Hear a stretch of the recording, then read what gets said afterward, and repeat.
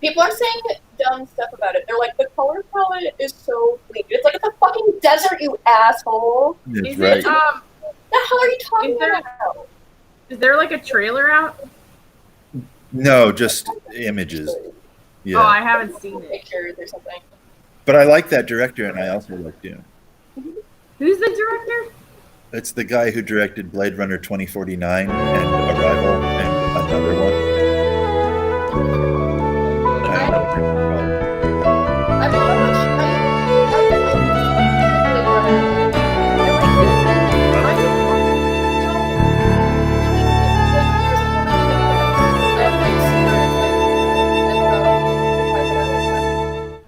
and maybe I do like Blade Runner. I don't know.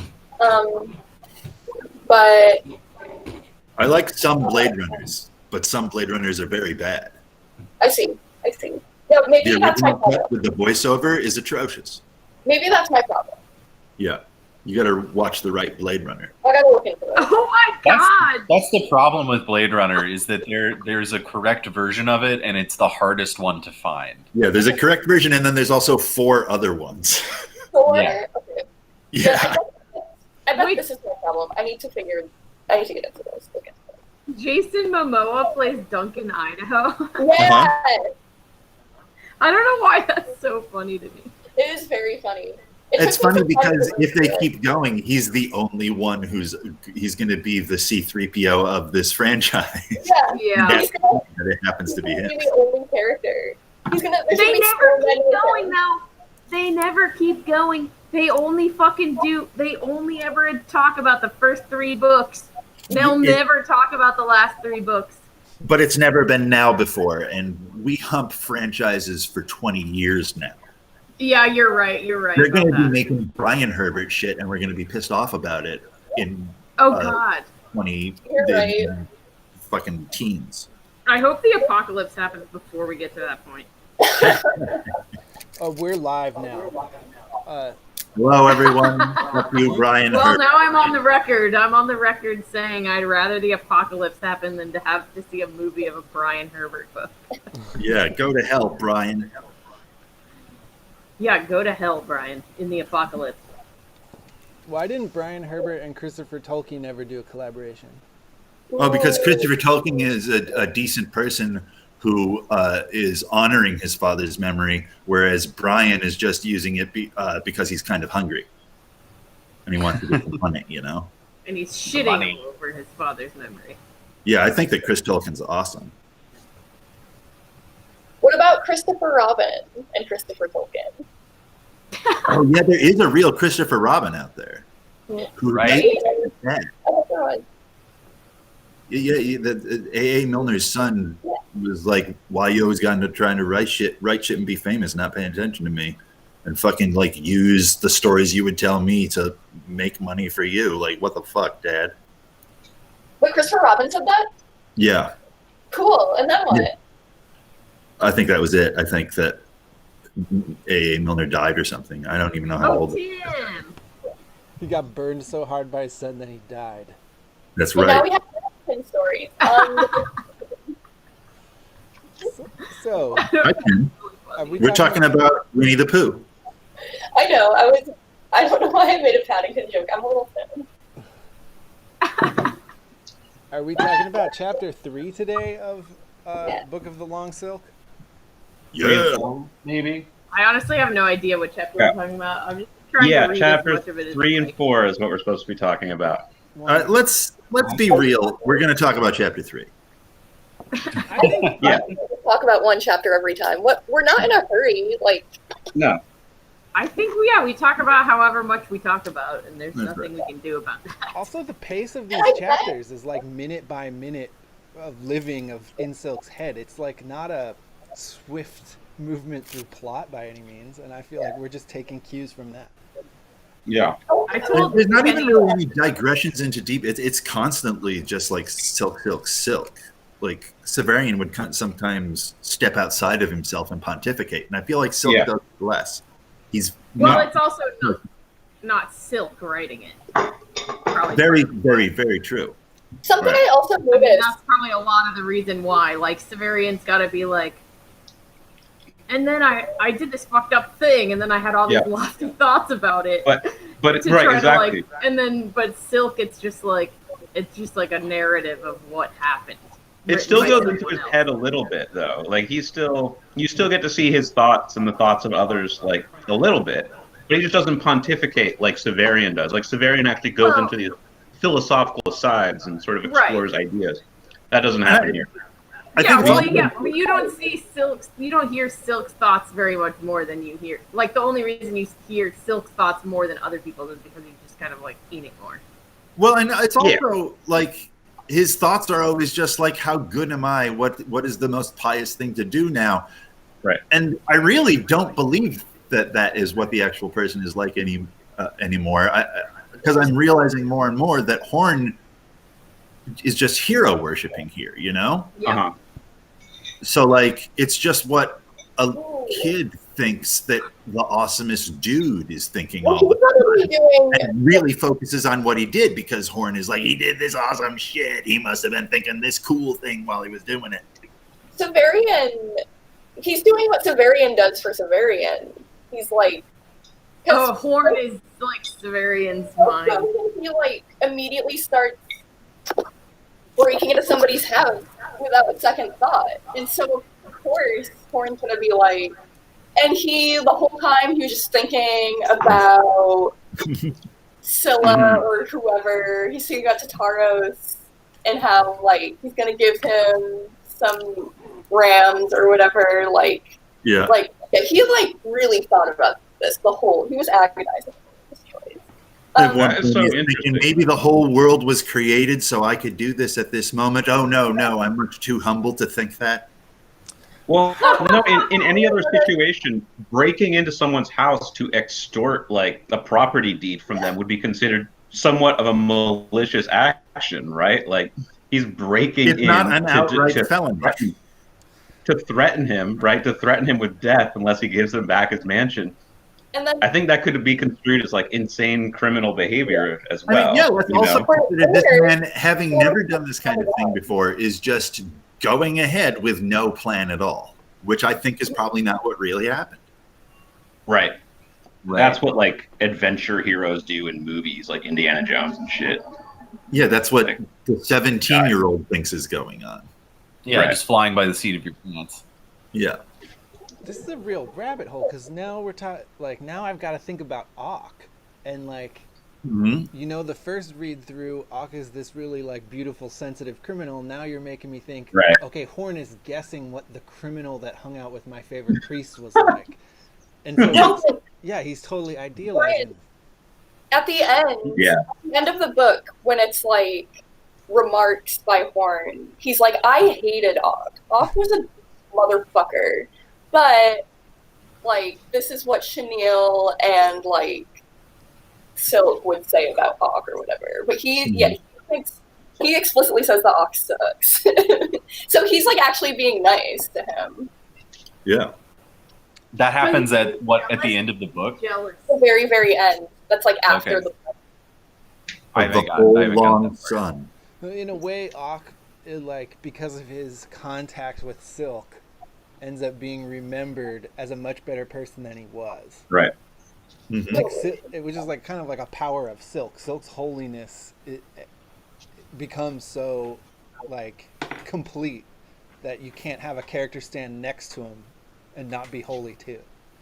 But, however, I would like to bring up one thing on the Auk front. I was reading in the companion book that there is this kind of feeling that by the end of the story, Silk is not the hero. Auk is the hero. Auk is the Moses. Auk gets people to the Landers and gets them off the planet, whereas Silk is kind of like, no, everybody stay here and stay the same as the world falls apart. So there is maybe a possibility that Auk is good and Auk is actually the hero of this story, but because Horn likes Silk, he made Silk the hero. So who knows? Yeah, totally. That makes sense. Yeah. Wow. So maybe Auk is actually better than he is presented in this story. Oh, I guess that. Sorry, go ahead. Sorry, I would. It's not important. I was just gonna say. I think Auk is cool. You think he's what? I just was gonna say that Auk is cool. I think that like this idea of I don't know. I mean, like this idea of like, well, this was written by somebody who had a particular set of feelings about the people that he was writing about. I mean, that's like a really like important way of critically looking at all scripture. That I think tends to, I mean, when there's this idea that like this is God wrote this book, and so everything in it is absolutely true, is one way of looking at it. But then if you're thinking like, well, this one guy wrote it, or this one guy wrote this one part, and he had all of these reasons to say what he said, and he had all of these reasons to not like the people who he's condemning in this book, then that opens it up a lot more. I mean, you're looking at it more as like a historical text than like a religious text, or like seeing subjectivity there is important. Yeah, that's actually a really good point, Mark. Is that this is maybe a historical text versus a religious text. Well, I think I like looking at it that way. In the mode of a religious text, but I think that like to engage with it critically, it's better to like understand it as like a subjective historical account. Oh, see, I thought you meant the opposite. I thought you meant that the book that we have really is a piece of historical fiction by Horn, or a historical account. Well, but I think he's kind of writing it. I think it depends on Horn's intent. I think Horn's intent is maybe to be religious, but as critical readers, we have to understand it as subjective history. I was recently reading about the Book of Jonah, and there's this school of thought that they go through the Book of Jonah and they look at all the things that happen, and they look at the other things that were being written at that time, and they're like, oh, this is just like all these satirical anti-monotheist propaganda stuff that was going around at the time. And so there's a theory that the Book of Jonah was actually something that was written to make fun of the Jews. Wow. But then the Jews were just like, they misunderstood, and they were like, another book from our Lord. And that's where the Book of Jonah came from. Yeah. Like the whole Jonah is very... swallowing a fish was part of Roman, like, lampooning people stuff. Weird. Are there other instances in history of like satire being construed as? We're living in the middle of one, dude. Yeah, I know. That's what I'm thinking. But I'm just curious, like, if anyone can think of like other instances of a piece of satire being lifted up to a point of, if not spiritual importance, then like, I don't know. The JFK assassination investigation. Yeah. I think that's a satire. That was a satire that was just, here's what happened. Well, there's the Thomas Paine's whatever the Decent proposal. Okay. Yeah, No, you're that's Swift. Modest proposal. Yeah, Swift. Yeah, modest proposal. Okay, yeah, that's true. Proposal. Yeah, people took that really seriously. I mean, they were horrified by it. For the Right. like, I think nobody was like, "This is a good idea," but I think that a lot of people did take it seriously as a proposal that was terrible. Yeah. Trolling. Yeah. Yeah, It's not I mean, exactly the same, but the Orson Welles War of the Worlds thing was not satire, but was considered to be real. I mean, you see like a lot of Onion headlines, like people. Like, you don't see it as much now, but like 10 years ago, it would like people would get so fired up about Onion headlines, and then be looking very foolish. And that might have actually cut both ways a little bit more. I think some people would be very upset by them, or some people would be like, "Oh yeah, awesome." What's the New York Times Magazine onion like? Yeah, I know what you're talking about. And you always you're like New York Times Magazine, and you look at it and it's some sensational headline. You're like, holy fucking shit! And then you see that it's whatever that guy's name is. It begins with a B. And you're like, oh, this is made up. I don't. Oh yeah, Borowitz. Yeah, Borowitz. Yeah, I wish I didn't read this headline. I'm just pissed off now. He's curiously not funny, but I guess that's how you get a job like that. Yeah. Right. If you want to work for a serious journal, don't be funny. Right. That's if you want to do comedy for a serious journal, don't be funny. Yeah. Be an unfunny person.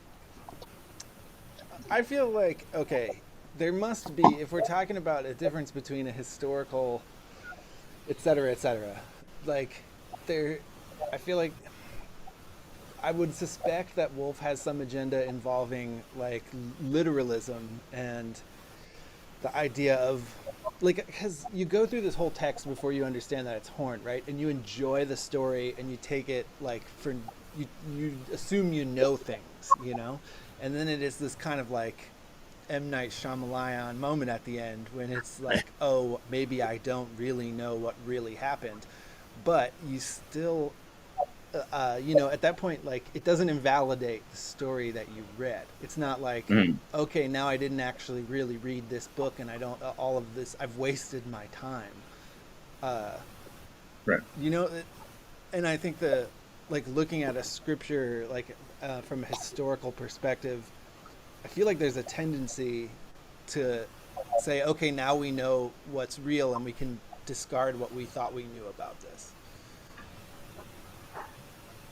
Right?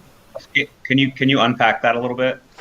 Like, Wolfe certainly doesn't want us, I think, I don't think that Wolfe wants us to say, okay, the things we've learned about Silk are all worthless because we know that they're being given to us by an unreliable narrator. Like, there's no way he writes the whole beautiful story of Silk and wants that to be the conclusion that we come up with is, oh shit, I don't know anything. I've wasted my time. Yeah. Well, a big thing in general in the world, and this you could like tie this also. I mean, also when Severian is telling his own story, he's an unreliable narrator, and the point is there is no reliable narrator. Like, everyone's account of anything is colored by like wherever they're coming from in their mind. Like there is no nonfiction. Like, everything is coming from a point of view, and I think that is like something that's just constantly lost in our culture, or just in general in the world. Like, that's a concept that's like always true and never considered. And if you have both of these stories so far, both of these series, it's like on the one hand you have a first person account and he lies all the time or forgets stuff or whatever, and then the next other one you have a third person account and it is equally unreliable. And the point is, like, you have to take, like, you're forced to take the narrator's perspective in mind when you're reading it, which makes you read it better. Yeah, that's what I think. I mean, it's like he's like forcing you to reckon with that. It's not that it's like invalidating it. It's just that it makes you have to read it more critically, and makes you have to read it with the narrator in mind. It teaches you how to find the keys to unlock the truths to get to the facts that are behind the layers of narration. Right. Which are true. But it's but truths are personal and facts are objective. But it's like he's intentionally pointing, by doing this, he's intentionally pointing to those things so that you don't have to, like, he's like reminding you so that you don't have to just remember it. Because, like, if you're reading, I feel like with Severian, you still have to do that, but then you have to, like, go figure out who the fuck this person is that wrote this book and, like, where they come from and what their background is and whatever. And this one, it's like built into the stories. I think with Severian, he's teaching you to do it to yourself. And then in Long Sun, he's teaching you to do it to others. Because shorts, you know what I'm fucking talking about. I'm gonna go get a lighter. Yeah, well, in New Sun, it asks you to question the narrator, and then Long Sun, it's asking you to question the author a little bit. There's like layers of authorship. Yeah. But yeah.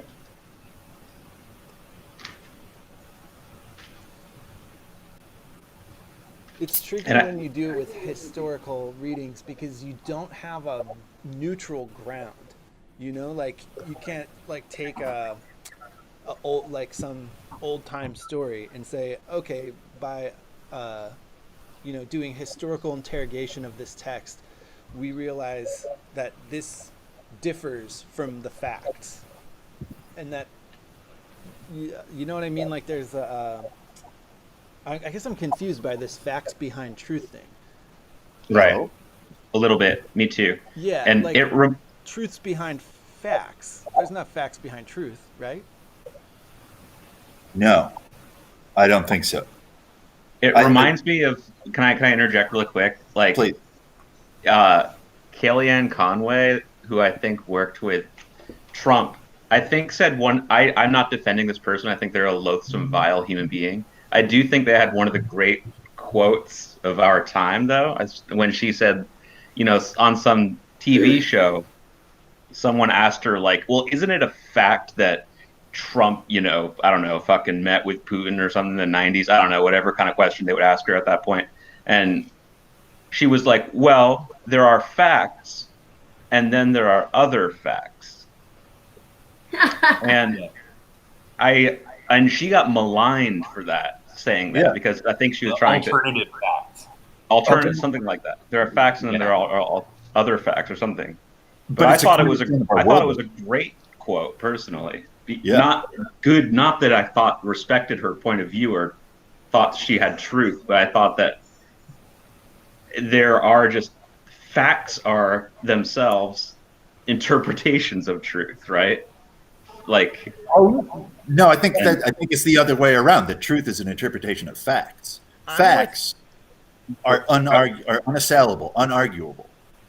And then the truth is okay. Is your go ahead, Ryan? How is anyone ever going to get to an unassailable fact? It's impossible. We're always going. Exactly. That's very true. Right.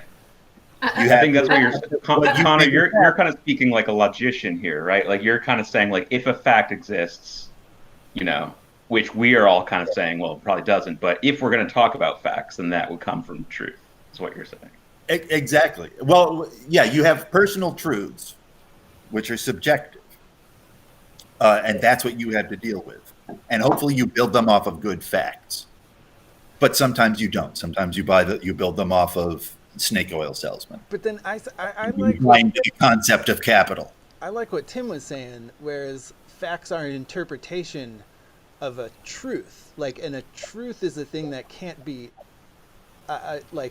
you can't see the truth. You can only see its effects, and the effects are then converted into facts to be useful. Yeah, I guess you got to look at it that like opinions are true. Okay, like when I eat a banana. It is disgusting. But when you eat a banana, it's not disgusting, and that's true. And right, so those are truths. The fact of the banana is that it has like potassium in it and stuff. Yes, I think the crux of the argument comes down to whether you can buy into objectivity, whether or not you believe that objectivity is possible. I believe that objectivity is only possible for God. If you're Connor, at least. Yeah, I said I believe. Right.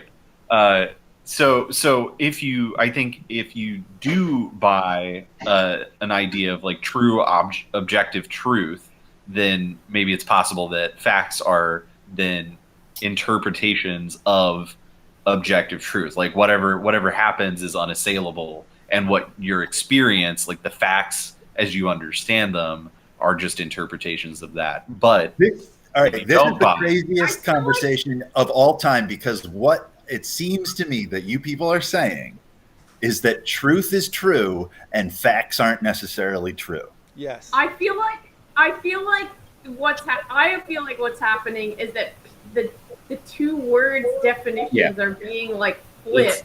Yeah. Right. It is exactly Like, that. right. It's just I feel like everyone's saying the same thing, No, but you're I using disagree. two I think there's a different words. there's a like- Neoplatonic axis here that wants to say that the things that are true are the patterns that underlie manifestation in the material world. And Yeah. the things that manifest in the material world are facts. And the things that are older than solid matter and that guide solid matter in ways that are not physical, that's where truth is. But that's not objective. I say the exact same thing. But those patterns, that's not objective. That is subjective. You can only recognize patterns from your consciousness. They are not objectively true, which facts are, and true, we don't want to use that word for this argument. They are not, truths are not, those patterns are not unassailable. If you step out of your system of patterns and into mine, your world is fucking different. Boom. Yeah, but the thing that, but there's going to be things that are not different, and those things are like are. I'm arguing that there is not going to be things that are not different. I think that like what I see as the color red, you experience as the flavor of a hot dog.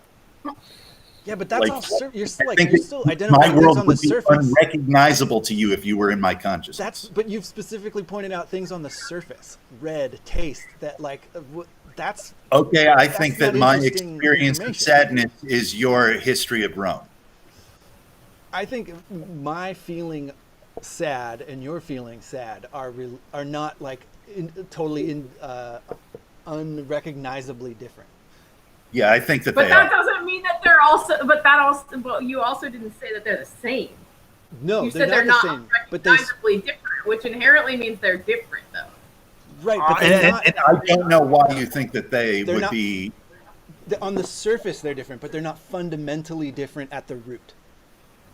I don't know why you think that you can say that. Well, because I guess I don't buy that we're atomized. I don't buy that like we each have a like sui generis blank slate upon which the world builds and like piles arbitrary like things like experiences. I feel like I feel like I'm Wolfe, we were just flying around in a spaceship in the Kabbalistic like ideal realm. I feel like that one of the things that appeals to me about this book is that there's this strong current of there being a hidden, like a not visible, not physical dimension of reality that has consistency. Oh, yeah, okay, sure. I agree with that. I don't think that you are in it. Any you. I think there's also a distinction between what we're. But you can't tap into that thoroughly. What's that, Mark? I think that Wolfe is probably more inclined to buy into some kind of underlying subjective structure, Neoplatonist, Catholic, Kabbalistic, whatever. And I think Ryan probably also is too. Well, can I just say, I don't think that any Kabbalist would say that like the tree of life is the only true map of the like. I don't In fact, they think didn't say that till fairly late in Kabbalah. Yeah, I think that an actual Kabbalist would say like this is one version of a way you can map this. I don't think that even like. I would say that too. It's like one interpretation of the things going on under the surface, but that there's like, I don't know, I get a sense from Connor from what you're describing as being that like people are each their own universe. Yeah. I think people are each their own something smaller than a universe contained within a universe. Yeah, no, I disagree with that idea. Yeah, Connor, you got to revisit that, man. What do you mean? Like all of us are our own? Like that our experiences are unknowable to others? Uh, at the level that we are experiencing them, yes, entirely, 100%. How does that square And this with is- your? How does that square with your kind of monist belief of everything being a part of God? Well, I don't think that any of us actually exist.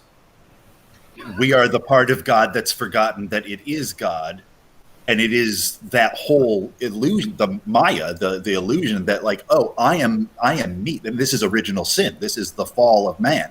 I exist. I am me, and in fact, I can outthink everything that I'm actually a part of. You know, the idea that I can do something when there is no I. So you just see a little part of the archangel that's split off and is talking to this thing now. So you see this kind of this solipsism that you're talking about is not something that is something that is self-enforced and not universally enforced. Right, but so part of the self is driven to create, to communicate, to create societies, and so at all points in time, from the moment that we can become aware of the other, we start to experience varying degrees of ego loss. Communication is inherently ego loss. And then we built up these crazy fucking religions that are all just designed to completely strip you of your ego. And in that, you can tap into the larger, more real creatures, which are societies, deities, and eventually the totality of everything, the omniverse. I'm now opposed to the term multiverse. It's an omniverse. We've just come back to Silk really kind of nicely. Like, oh yeah, I think that I feel like a lot of this. I mean, I'm of course drawing what I'm saying from having read this. So yeah, of course, I think that this is that. Like Silk's faith in a thing that's not an I, that is that is sensible and powerful, is like his strength. It allows him to do, you know, in the story we read, it allows him to do crazy things because he has faith that there's like something more than him that can be relied on. Totally. Like I like this. I don't have page numbers because I'm doing it on this Kindle now because it's easier to highlight and I feel like I'll take more notes. So in chapter 3, you can't imagine how good it feels to be given a task by God, Maytera. It's wonderful. You know it's what you were made for, and your whole heart points towards that one thing. That quote makes me cry. Yeah, totally. I feel like that's the way I'm able to survive in quarantine when other people are going nuts. Is that? What was it again? What was what? Ryan, the quote. The quote? Yeah. You can't imagine. It's got to be towards the beginning of the chapter, right? Because that's when he talked to Maytera. It's like Marble. Yeah, and he told me the paragraph. At least I think my paragraphs might be different than in the book too. I don't know how good this ebook is, but you can't imagine how good it feels to be given a task by a god, Maytera. It's wonderful. You know it's what you were made for, and your whole heart points towards that one thing. But she does know what it's like to be made for a specific purpose. Explicitly. Yeah, but he doesn't understand that. Yeah. It's like it's hard to tell how much the chems think that they're different than the people too. Like from what we get Actually, from she does that because she was originally made for a different reason. Oh no, this is like her having many memories. Well, yeah, he's damaged, but when you get to like Hammerstone and the people who just got turned on, I think that you can really see that the chems, those chems understand what's going on in a crazy way that the author can't. Mm-hmm. Yeah, because they know like everything, seemingly. Yeah, they know what the world. This conversation with Maytera Marble is just so interesting in so many different ways. The first of which let me ask a question here. They meet like in kind of like a courtyard, right? where Maytera Rose can kind of like keep an eye on them from the window because they're not supposed to be meeting together. Okay, so Well, I first don't of think all, there's like a Maytera, rule that they can meet together. It's just like maybe Right. would be untoward if people were like, Right. what are those two doing by themselves? when- No, they know that Rose would be pissed off about it. right. It's Yeah. because of just Rose. Yeah, because she's like the ultimate prude because of her life experience. Yeah. Now, but here's the She thing: had sex with the last one. Maytera Marvel is like hundreds of years old, right? If not older. Mm-hmm. So she's made to represent an old woman, right? And she's also a chem. Is there a possibility that there could be romance between these two? And also, doesn't it seem to the reader that there is a little bit, or it's just like I mean, Silk himself clarifies that it's just like a maternal love that there is like full of tenderness, but Freud might have Well, he's something the to say about Catholic that. Church, so. and like Severian was molested as a child. yeah. Like, there's no reason to assume that Silk was not molested as a child. I don't think By- he went to. By his elderly I'm chem. just gonna say that. Like, I'm not saying that I believe that he definitely Right. was. I'm just saying that there's plenty of room to imagine that he was. I mean, They're not every really other Patera that we meet is a fucking creep. Yeah, that's true.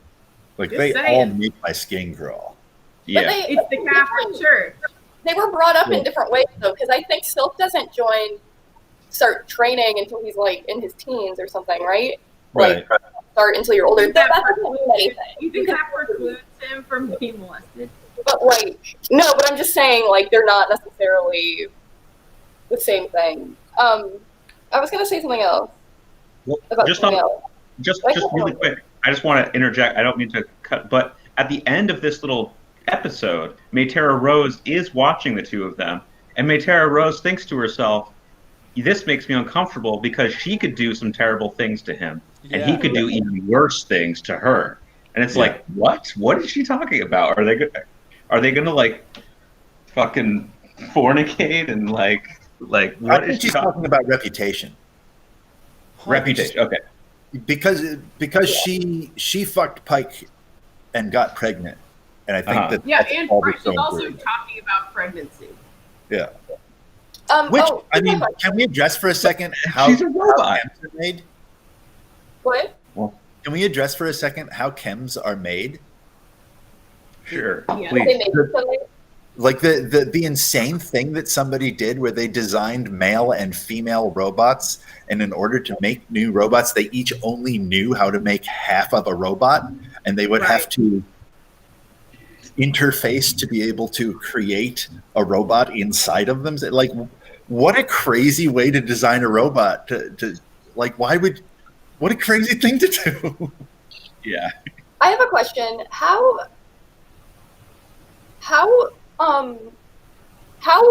unlike humans do chems look? And like, what does Marble look like? Do they describe her face? And like, does it look like Yes. a robot? They describe her face beautifully and how she like it's frozen, but she tilts it to like give Yeah, you But of I mean, like, expression. does it I look think like a young woman, or does it look like a robot? Does it look like Rosie from the kinda Jetsons? For picture some reason, like I the thought robot, that it had like a. At one point, it's described as being like just like shiny metal. Like it was once like burnished, but now it's just. I kind of remember something like that. Yeah, I like the- pictured Matrix from Spaceballs. Yeah. Do you think she's voiced by Joan Rivers? I mean, yeah. Why not? I love Jen. If you have this edition of Epiphany in the background, one of the Mayteras is depicted that way.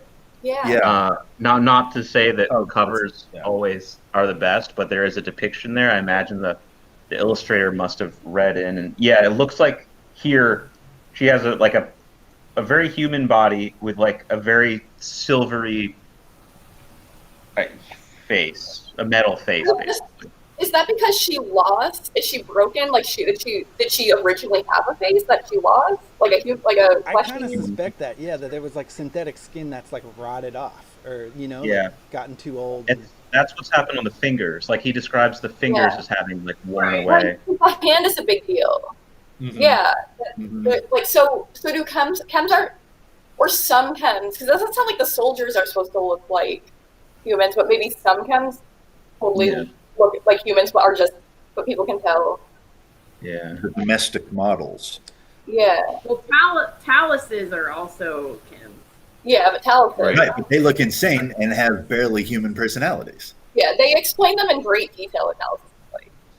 Yeah, Yeah. we get that one Talus factory episode later in the series that's like Oh man, Yeah. it's crazy. I love that. I love just like finding out how Taluses work and what they're I like. also just think it's really funny that they like have the same name as Dr. Talus. Like they're like the Yeah. same. He just like used the same word, like That's for cool. mechanical people.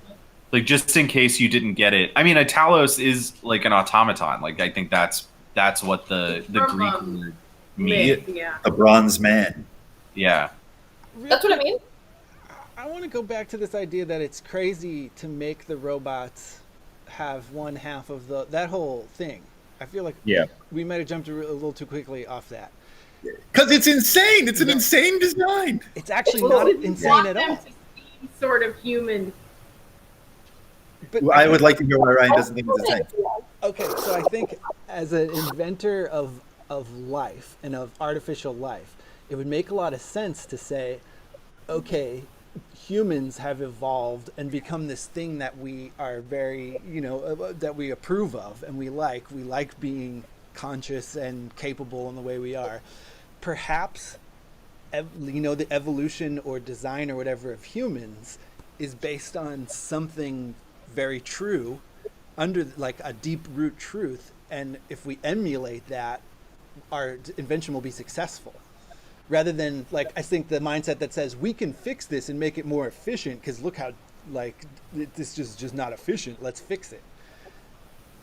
Oh, I don't think that the reason I think it's insane to design robots to have sexual diversity is because that creates a evolutionarily strong organism. So what you've done is make your replacement more so than ever. Making it so robots don't reproduce and evolve into better things because of sexuality just makes it so that it's harder for them to replace us. You're avoiding Skynet when you don't design robot sex. Yeah, you're just kicking the can a little bit down the road. Right. I mean, I don't think that we should make. I'm a Butlerian jihadist myself. I think it's a sin to make a machine in the likeness of a mind. When has our culture, though, ever stopped at the brink of like a world-changing invention and said, you know what, we'll leave this one alone? Yeah, I'm not talking about what would happen. I'm talking about what could happen. Yeah. Like this is a caveat that I think this is a bad idea. It seems that unless we get our That's tools why taken away from us, it's going to designing happen. a great robot is insane to me. All right, I'm going to assume that the people who are inventing the like robots to go on a colony ship, I could see them wanting to err on the side of a stronger invention than on a safer invention. And I mean, the person who is funding this mission and telling everybody what to do is definitely insane. Which you have to be Typhon is crazy. Was that? You have to be if you want to be elected autarch. Only insane people want that job. Oh, Typhon's not an autarch yet. He's a monarch still. Sure. Executive office. Only insane people want it. Totally. He's a crazy man. Yeah. Typhon is crazy. What happens next? Well, I jumped forward a whole lot past things to get to that part. Since I'm there, let's talk about this. Where Maytera Rose is like actually watching through the blinds and like seething. Like that part is she's so mad. And it must be because she's actually got echidna in her, and I don't really know the bigger ramifications of that. So there was danger, and this also I feel like might call into question a little bit this idea that she's talking about the reputation. There was a danger there, no matter how Maytera and Patera might deceive themselves. Filthy things she could do for him, and worse that he might do to her.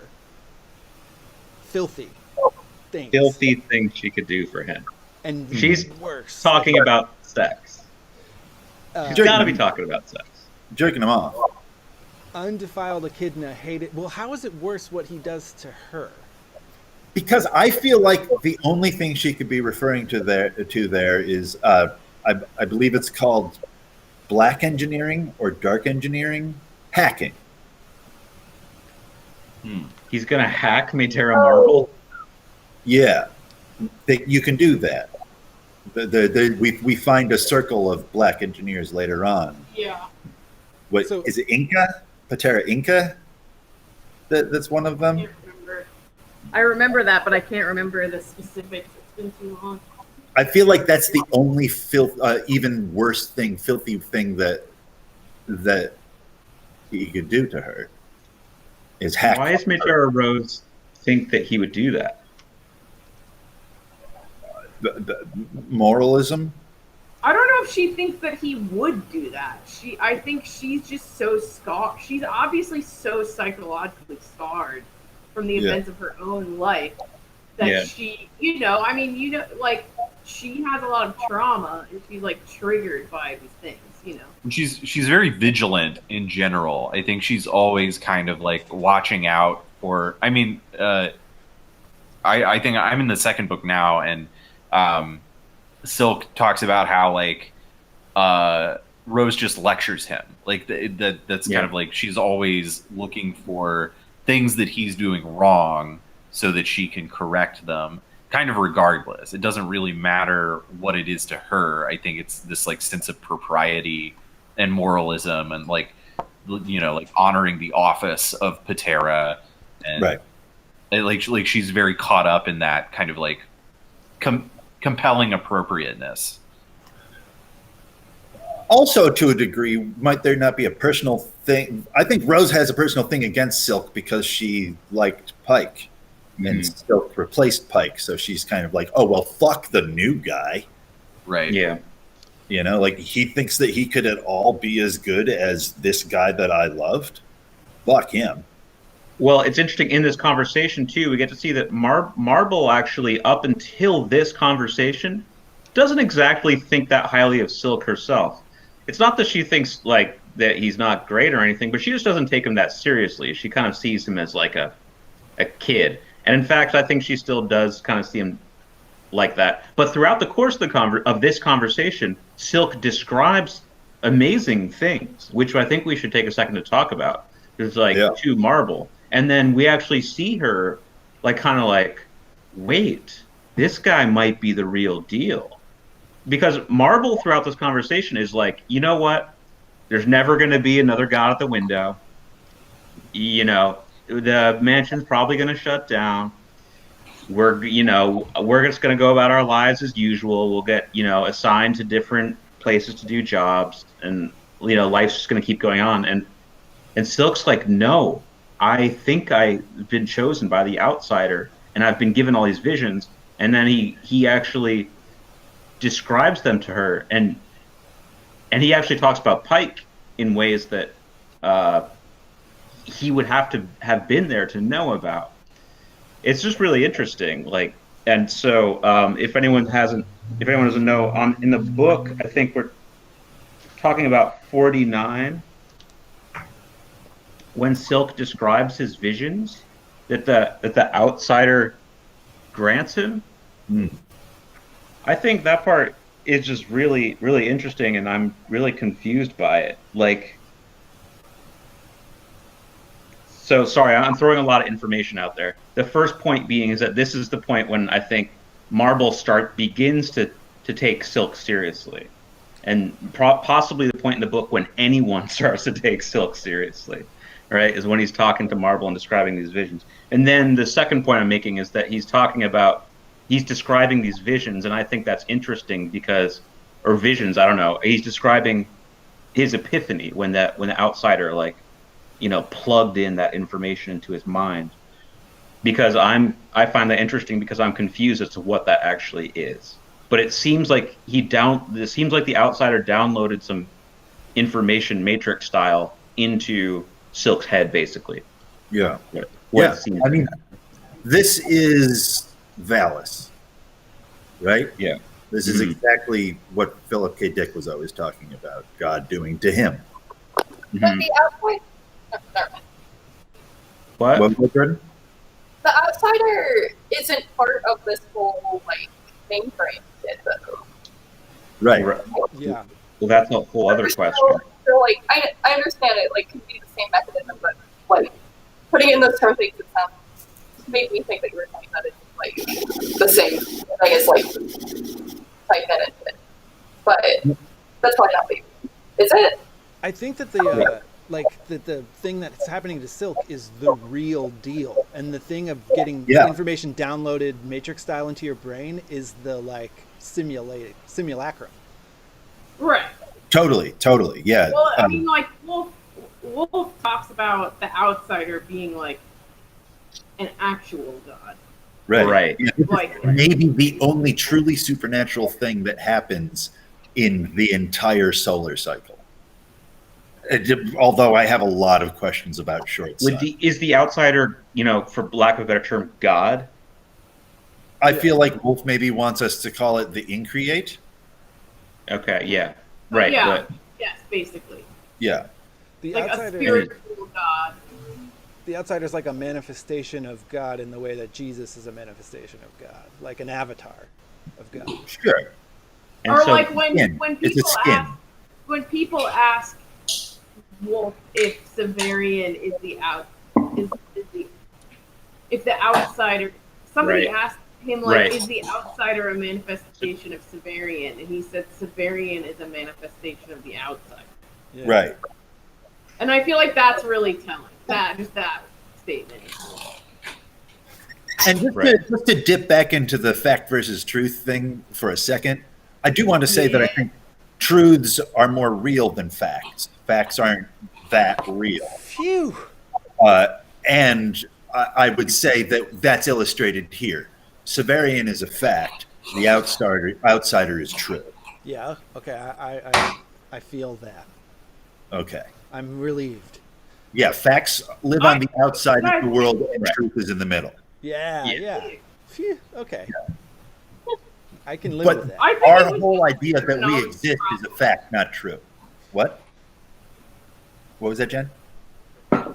I just said I feel like you guys were having a terminology problem more than a philosophical Yeah.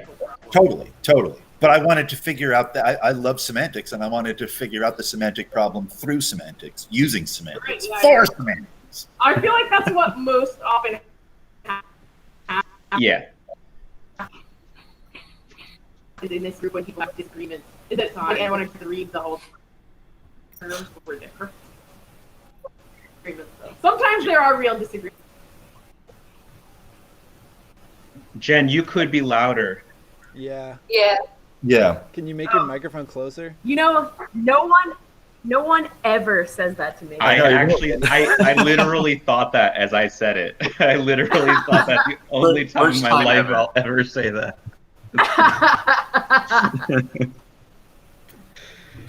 I just am trying to recline here, and it's not hard to get the. Maybe I could. I'm trying to get my swerve on. Anyway. But anyway, this is a really turning point in the book. This little talk right here. You do, yeah, for all the reasons I pointed out. Yeah, As we have. that's all.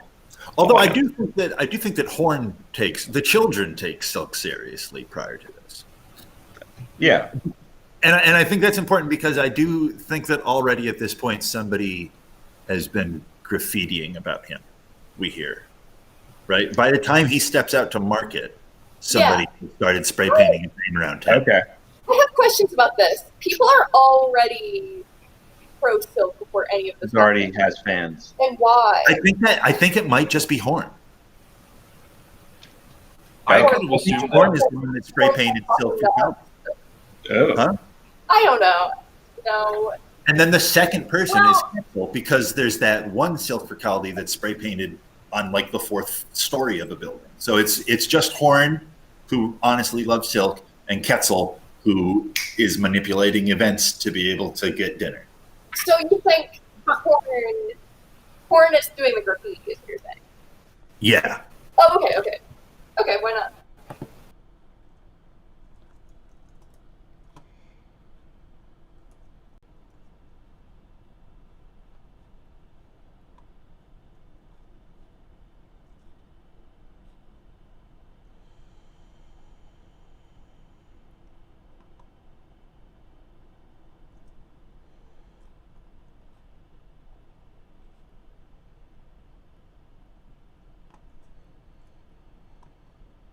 Hawk doesn't know silk at this point. At the point that Jen described, he did. Right. That Hawk thinks too highly of silk at that point. He thinks that silk's crazy. But also, Horn doesn't Yeah. know what the fuck Silk has and hasn't talk to. Like, What was that, Jen? Horn doesn't necessarily know who Silk has and hasn't talked to at this point about his relation. I mean, this is Horn's narrative. Right. Yes. He could have talked to other people about it. Well, when does he tell Horn about it? That happens later in this book, right? Yeah. It must. So, like, would Horn wouldn't have. I mean, I guess Horn could have found somebody else who heard about it, and then started doing the graffiti, or Horn was just doing the graffiti because he thinks silk is awesome to begin with. That's what I think. I think Horn just thinks like the dude, and has heard someone for Keldy before, and so he's like, I'm putting silk for Keldy up there. So it's almost like everything else from that is just like Horn's justification for that. Yeah. Part of my question. Anything happening?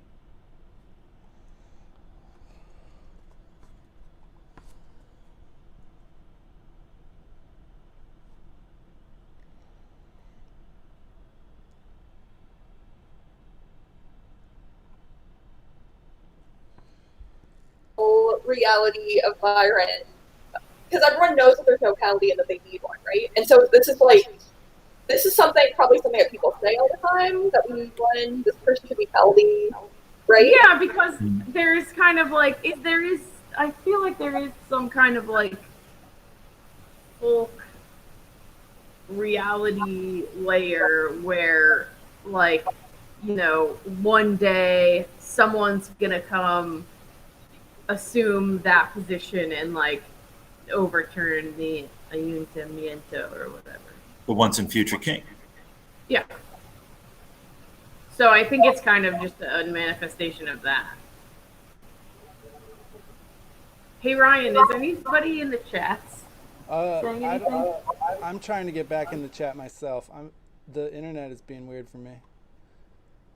But up to that point, where I just had to close. Hold on. Nobody had said anything yet.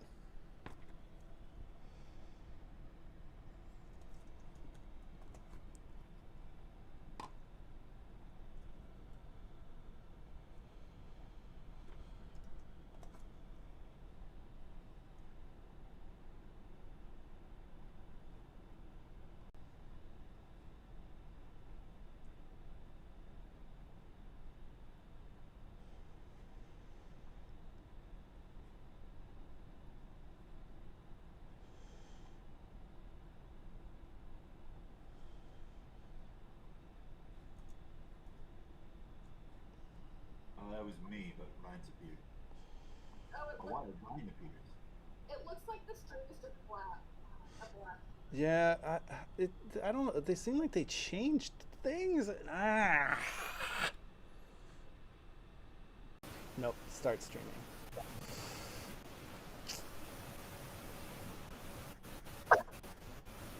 Oh, what did I miss? What did you guys say? Yeah, I can hear it, but there's no. It's just black. Can you see little people at the bottom of the screen? It's probably on the delay. Maybe in like I'm however not long listening the to delay. people. I just used it. It's I had to it's reset just behind. my thing though, so catch me up on what you guys are just saying. You just said what? I'm about the graffiti. Oh, here we go. Here's a thing. Oh god, I'm so confused. I was listening to what we were saying on the chat and responding to it. Oh wow. And responding to, so I couldn't tell. There were so many heroes. I was listening to what we were. We're missing Jen right now. I'm going back into I don't the. blame I'm you. watching the stream again. Jen's become a saw. Jen, I'll tell you when we get. She's amputating herself from the discussion. That was Caleb. Jen's back. We have Jen. All right, what are we I had talking to about? get a snack. Oh, we're back. And okay. And the thing that just happened in the stream is that I just talked about I was talking to the stream instead of you guys. Oh, that's awesome. What a great moment. I hope everyone remembers it forever. Anyway, Gene Wolfe. Anyway, Gene. Well, I just missed everything everyone said for the last like 5 minutes. I think that we've been waiting. Oh. How come there's 60? We were talking about the and how Connor thinks that just porn makes the graffiti because he just thinks Silk is cool, and that like someone for Colby is just something that that porn has seen around, and it's just like happened to play into Quetzal's quest for dinner for a big. Yeah, Quetzal's joining in because he's hungry. And I mean, I think that Quetzal knows that Silk is designed to be Keldy. Gotcha. Yeah. That makes a lot of sense. That he knows Silk So- specifically is, or that someone is, and maybe this is the guy. No, I think knows that it's Silk. I think that Quetzal knew Tessa. How is Silk helpful to Quetzal eating more? Huh? I don't know. We're reaching the limits of what I'm able to understand about this book. I feel that somehow there's a Panoplia Protectiva kind of thing going on here, or Missionaria Protectiva rather, Panoplia Prophetica. Where they know that there's been social programming put into place for when they arrive going on here. And Quetzal has risen through the ranks to be privy to all of the shit. Yeah. He knows that Silk is one of these things that's programmed to be inspirational so that he can inspire people to follow the plan of Pas and get off ship at a place where Quetzal's people can eat them. And he just wants to make sure that they get to the place that he wants them to go. Charge of that operation, because there's two choices: the harder to get to one, or the one that his people are already living at. He wants to be on top of that, so that's why he wants to get in with the dude. Yeah. How did his people get there already? They flew there from the ship, or? I don't know. I've been trying to find that out. No, I don't know. Somebody seems to know, but I can't hear what it is that they know. It's someplace in the damn email list that I saw someone saying, like, Oh, I did see something someone wrote on the internet recently that said, and maybe this is it. Maybe they did just fly there because they can fly between the worlds, right? yeah, but for how long? But what I'm saying is, one of the things that somebody said that I read recently was that And I haven't read Short Sun, so I have a lot of gaps, obviously, and I haven't read this in a while, but there was like a mention that it seems clear, and I don't know why it seems clear, but to this person it seemed clear that they had already been in orbit in this system for some time. Like, it wasn't that they're just getting there right now, but that they've been there for a while. They just haven't done the final. Space and the Quetzal type, like in Humai or whatever, can fly in space, then that would solve that problem. That totally would. That totally makes sense. In fact, I would just allow that Quetzal has been there for at least 3 generations is enough argument that they, for 60 years. You know, I totally buy that. Interesting. Cool. That's fixed a big problem in my life. Cool. I'm here to help whenever I can. It makes sense. Like, they wouldn't leave a ship before they were there. This is just like the final.